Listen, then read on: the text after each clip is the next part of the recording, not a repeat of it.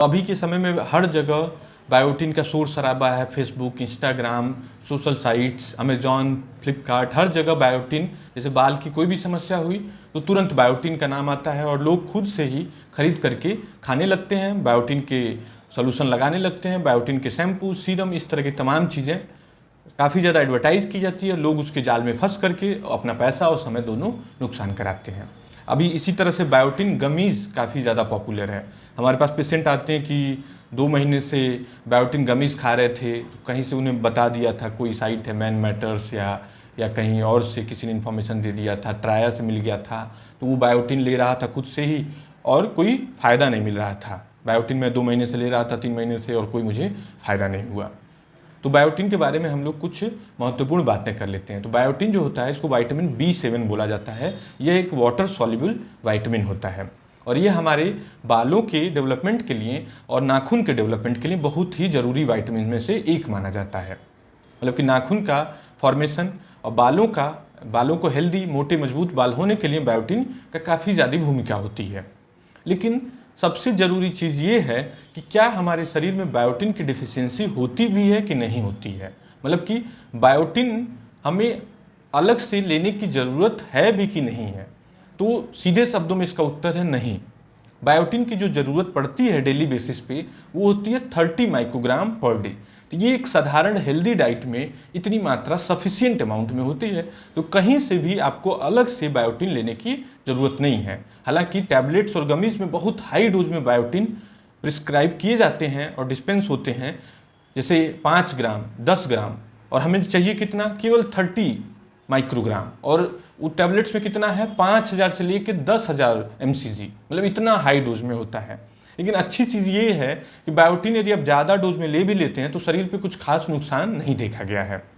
लेकिन बायोटिन की कमी से शरीर में कुछ नुकसान, जैसे बाल खराब, होंठ फट जाने, होंठ कट जाना, एंगल ऑफ माउथ कट जाना, स्किन में कभी कभार रैसेज आ जाना, नाखून खराब हो जाना, ये देखने को मिला है। लेकिन जो रेगुलर डाइट होता है, जैसे आपके खाने में लोगों के राइस होता है, लेग्यूम्स होता है, होल ग्रेन्स होते हैं, मशरूम होता है, एग होता है, तो ये सब नॉर्मल चीज़ें सभी लोग लेते रहते हैं। तो इनकी भी यदि ठीक ठाक मात्रा है तो कहीं से डिफिशियंसी नहीं होती है। तो चूंकि अब डिफिशियंसी नहीं है तो आपको बायोटिन फिर लेना ही क्यों है।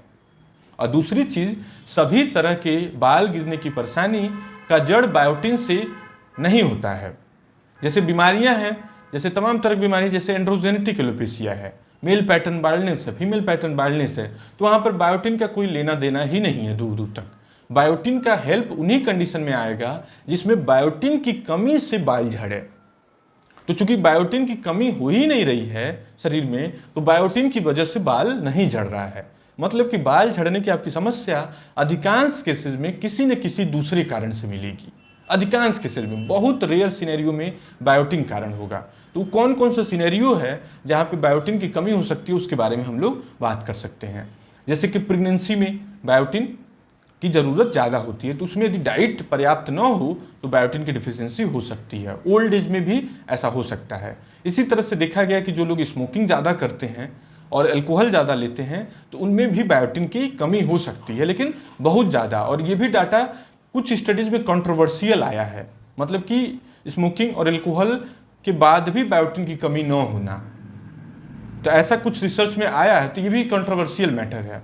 इसी तरह से आप कोई एंटीबायोटिक ले रहे हैं लंबे समय से, तो एंटीबायोटिक लेने से हमारे गट की बैक्टीरिया मर जाती है, और जो गट की बैक्टीरिया बायोटिन बनाती है तो उससे क्या होता है कि वो एब्जॉर्ब नहीं हो पाता है, कम बनता है और एब्जॉर्ब नहीं हो पाता है, मैल एब्जॉर्प्शन भी होता है एंटीबायोटिक्स की वजह से। तो उस कंडीशन में बायोटिन की डेफिशिएंसी हो सकती है। इसी तरह से कोई एंटी कन्वल्सेंट्स ग्रुप की दवाई ले रहा है, मिर्गी के दौरे के लिए जो दवाइयाँ आती हैं, तो इस तरह की यदि आप दवाई ले रहे हैं तो उसमें भी देखा गया है कि बायोटिन की कमी हो सकती है। कुछ अत्यंत ही रेयर और सामान्य बीमारियां, दुर्लभ बीमारियां, जेनेटिक डिजीजेज होती हैं, उनमें बायोटिन की कमी हो सकती है, लेकिन बहुत ही रेयर होती हैं, बहुत असामान्य होती हैं, और उसके बहुत सारे दूसरे लक्षण होते हैं। मस्तिष्क पे, नसों पे उसके असर हो सकते हैं। तो वो सब बड़े रेयर बीमारियां हैं, उसकी कई सारी लिस्ट है, लेकिन वो बहुत रेयर हैं, दुर्लभ सिनेरियो। तो उन कंडीशन में जो जितने भी कंडीशन हमने नाम लिए और इनमें बायोटिन की कमी होती है, तो बायोटिन देने से डेफिनेटिवली फ़ायदा मिलेगा। मतलब बायोटिन कंजम्पशन करेंगे तो उसमें आपको फायदा मिलेगा। जैसे जो जेनेटिक डिसऑर्डर्स हैं उनमें बायोटिन लेने पे फायदा मिलता है, आनुवांशिक जो बीमारियां हैं उसमें बायोटिन गोली के तौर पे या आईवी दिया जाता है तो फायदा मिलता है। इसी तरह से कुछ जगह पर कच्चे अंडे खाने की आदत होती है, रॉ एग्स। तो जब कच्चे अंडे खाते हैं तो उसमें एक एविडिन नाम की एक प्रोटीन होती है।